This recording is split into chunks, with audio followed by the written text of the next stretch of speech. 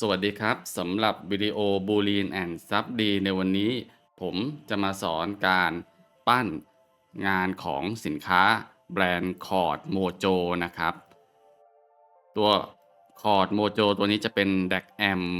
ที่ไว้ใช้กับวงการเครื่องเสียงนะครับซึ่งผมจะขึ้นงานตัวนี้โดยใช้ Boolean Operation ทั้งหมดแล้วก็มาแก้ Topology ทีหลังนะครับหลังจากที่เราบูลีนลงไปหมดแล้วนะครับเราก็จะมาทำการต่อเส้นเพื่อใช้งานกับ SubD Modifier นะครับสำหรับ Chord Mojo เราจะมาดูนะครับว่าจะใช้ Boolean Operation ตรงไหนได้บ้างซึ่งตัวโครงสร้างหลักของ Chord Mojo จะเป็นรูปทรงลูกบ่านะครับเราเอาลูกบาศก์ขึ้นมาแล้วก็ทำการขยายให้ได้ใกล้เคียงประมาณนี้เราดูจากภาพไม่จำเป็นต้องให้เป๊ะ 100% นะครับเพียงแค่ว่าเราจะทำการทดลองบูลีนให้ได้ใกล้เคียงมากที่สุดเท่านั้นนะครับผมเอาลูกบาศก์ขึ้นมา1อันแล้วก็ทำการสเกล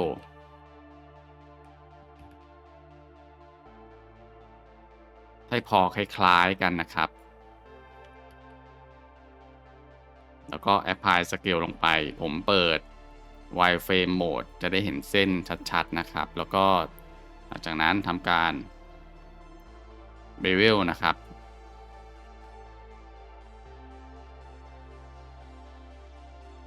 กะให้ได้น่าจะประมาณนี้โอเคหลังจาก Bevel เสร็จขั้นตอนต่อมาเราจะเริ่มบูลีนตัวตรงนี้นะครับเราใช้เชฟเป็นทรงกระบอกง่ายๆเลยปรับให้ได้เป็นสัก8ก็พอนะครับ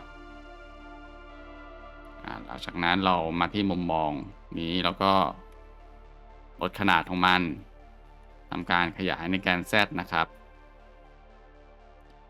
แล้วก็เอียง45องศาเมื่อเอียงเสร็จเราขยายออกมานะครับเพราะว่าลักษณะตัวนี้มีลักษณะแบนนะครับ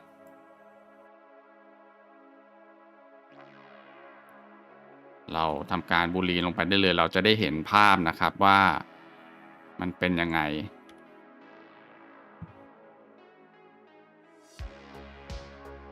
ให้ได้ใกล้เคียงประมาณนี้แล้วเราก็เลื่อนนะครับพอเลื่อนเสร็จผมทำการ Copy นะครับตัวคัตเตอร์แล้วก็มาเลือกแล้วก็ตัดลงไปอีกทีนะครับเราก็จะได้รูปทรง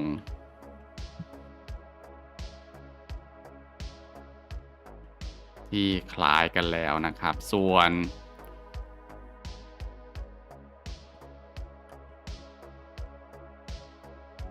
ด้านขวาสุด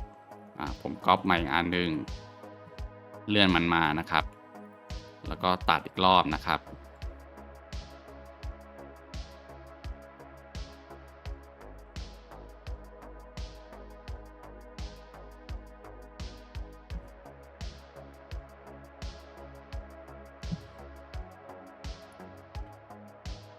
แล้วก็เลื่อนทั้ง3ตัวให้อยู่ตรง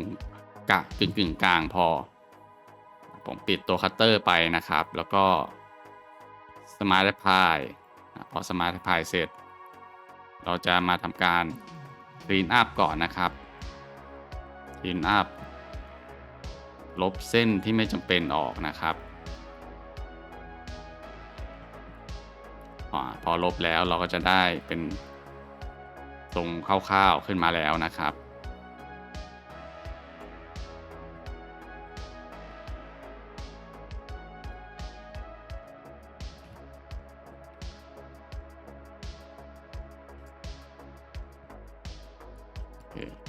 ขั้นตอนต่อมาเราจะทำการเจาะช่อง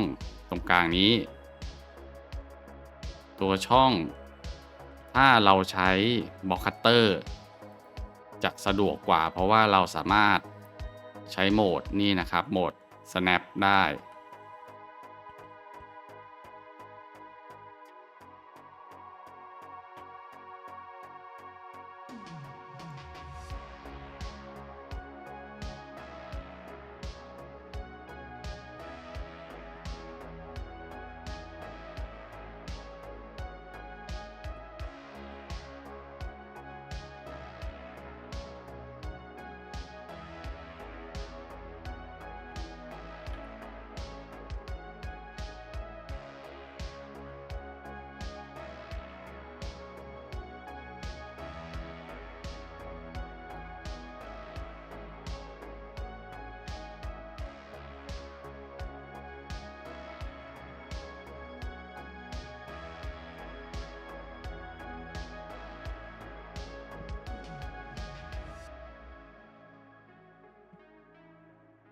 ผมพยายามปรับให้ได้ดู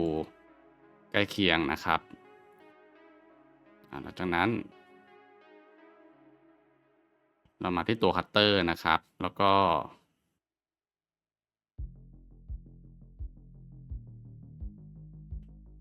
ทำการสเกลมันลงมาแบบนี้นะครับ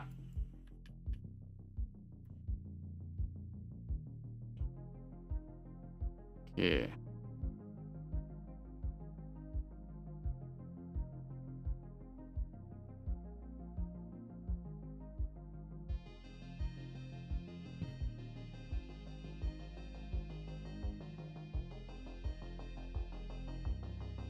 แล้วเราก็ก๊อปมันขึ้นมานะครับมาไว้ข้างหนึ่งเหมือนกันนะครับทำการตัดมันลงไปอีกนะครับแล้วก็เลื่อน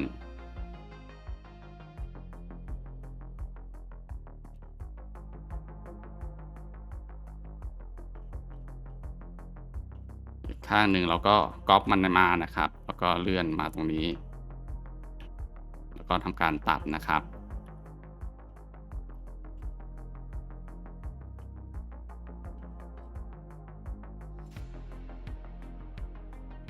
แล้วก็สมาร์ทแอพพลายลงไป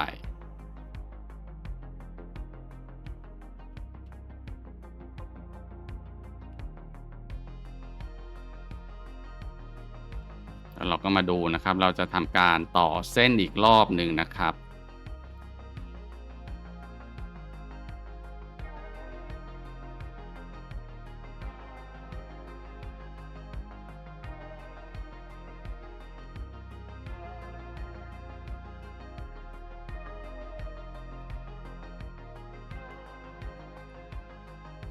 ในส่วนของวิธีการต่อเส้นเราก็ใช้ประสบการณ์แล้วก็ดูว่าอันไหนที่มันควรจะต่อเข้าด้วยกันนะครับ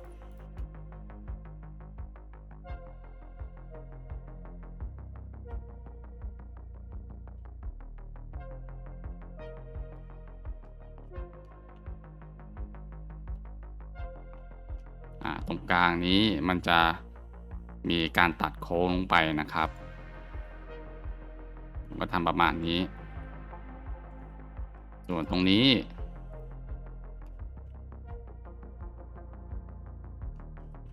เราขยับมาคร่าวๆเลยนะครับอันนี้พอจะเห็นคอนเซ็ปต์ของมันแล้วเราก็เชื่อมเส้นที่ยังขาดไปนะครับเชื่อมให้ได้ครบให้ได้หมดนะครับเป็นคอร์สหมดแล้วนะครับส่วนด้านในก็เชื่อมไปเลยง่ายๆนะครับเวลาขึ้นงานบูลีนแล้วอยากจะแปลงมาใช้กับ Sub-D Modifier ให้เราพยายามจำกัดจำนวนโพลีกอนให้น้อยที่สุดนะครับเวลาเราทำงานมันจะสะดวกกว่าแล้วเวลา Clean Up ก็จะน้อยกว่านะครับผมเปิด Add-on Ensoft ขึ้นมาแล้วก็เปิดเช็คนะครับว่ามันมี Endgone ตรงไหนบ้างเราเห็นแล้วมี Endgone ตรงนี้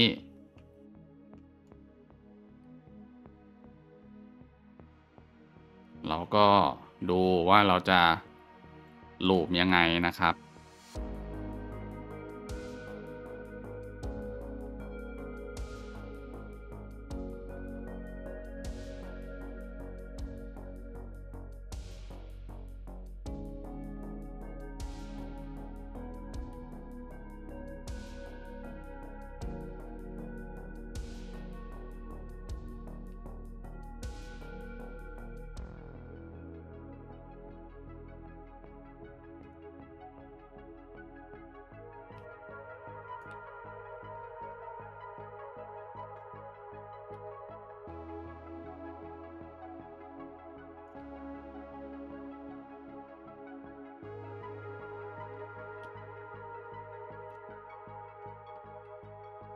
สำหรับงานนี้ผมจะบูลีนให้ดูแค่ด้านนี้ด้านเดียวพอเพราะว่าตรงส่วนนี้เนี่ยไม่ได้ยากอะไรนะครับอันนี้ก็เหมือนกันไม่ได้ยากอะไร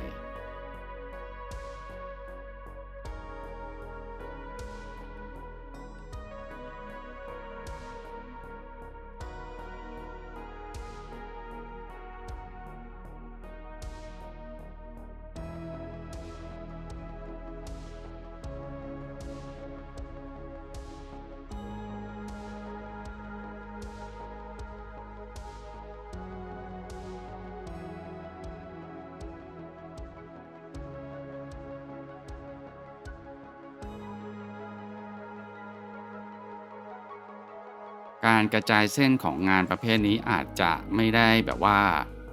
กระจายได้ครอบคลุมสักเท่าไหร่นะครับเราก็พยายามกระจายให้ได้ดูเท่ากันมากที่สุดก็พอนะครับ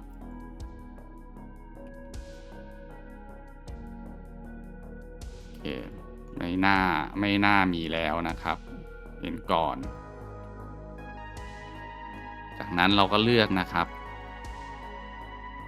ขอบที่อยากจะให้คม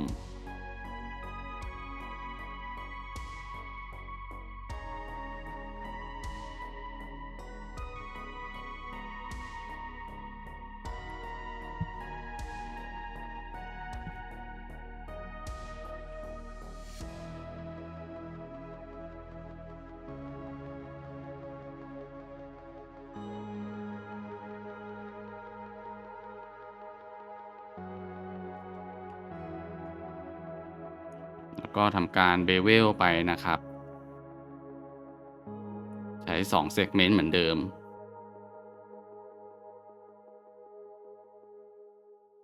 แล้วเราก็ลองใส่ sub d modifier ลงไปดูผลลัพธ์ตรงนี้ผมลืมไปนะครับตรงนี้มันจะมีขอบมุมเล็กๆนิดนึง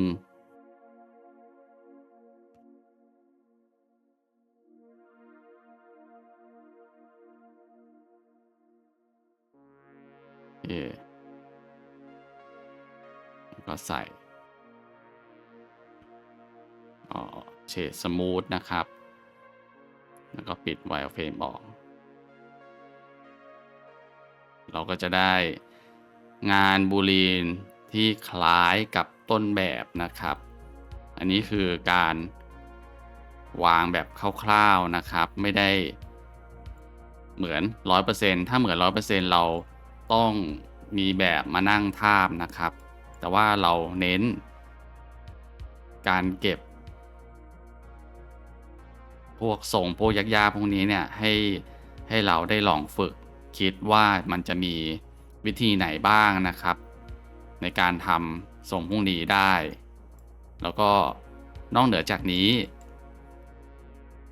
เราก็ต้องมาดูว่า Flat Surface เนี่ยงานพวก Flat Surface นะครับบางทีมันก็จะมีอาการ Pinching ได้บ้าง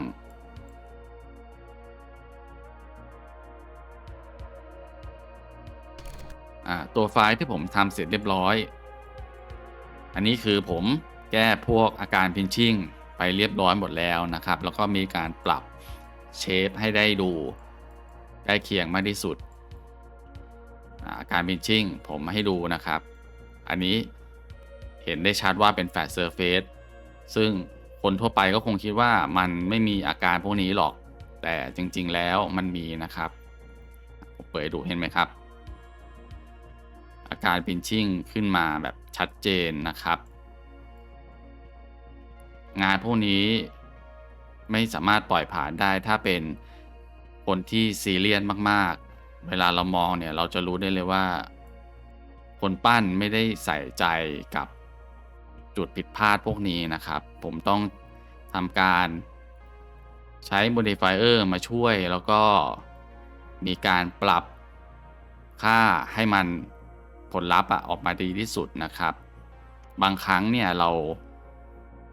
ปรับมันอาจจะไม่ได้เพอร์เฟกต์100%แต่ว่าเราไม่ควรปล่อยงานออกไปอย่างนี้นะครับอันเนี้ยไม่โอเคเลยนะครับแต่ถ้าอย่างนี้ เราดูเห็นเรียบ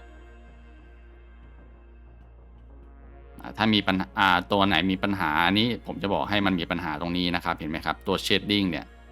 ถ้าเรามองดูดีมันมีปัญหาเพราะว่าผมใช้ Shrink Wrap Modifier แล้วก็ทำการปรับค่าให้มันดึงพื้นผิวตัวเนี้ยให้มันเรียบแต่ว่ามันจะส่งผล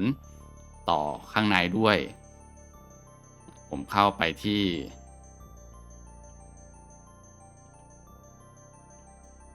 นี่นะครับ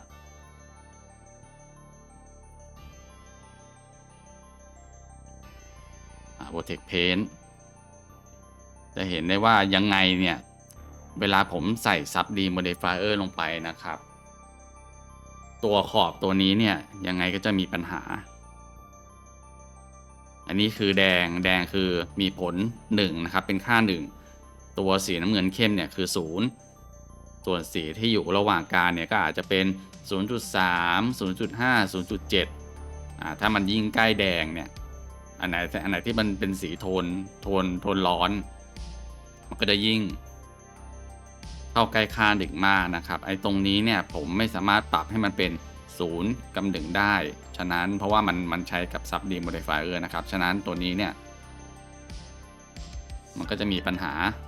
อย่างที่ผมบอกไปนะครับแต่ยังไงมันก็ดีกว่าปล่อยให้ตัว Flat Surface มีอาการ pinching นะครับตัวนี้เราเวลาเราซูมออกมาเนี่ยเรามองไม่เห็นหรอกเพราะ Material สีดำเนี่ยมันช่วยเอาไว้อยู่นะครับอันนี้ก็เป็นความรู้แล้วก็พื้นฐานในงานบูลีนกับ Sub-D นะครับสำหรับวันนี้ก็มีเพียงเท่านี้นะครับสวัสดีครับ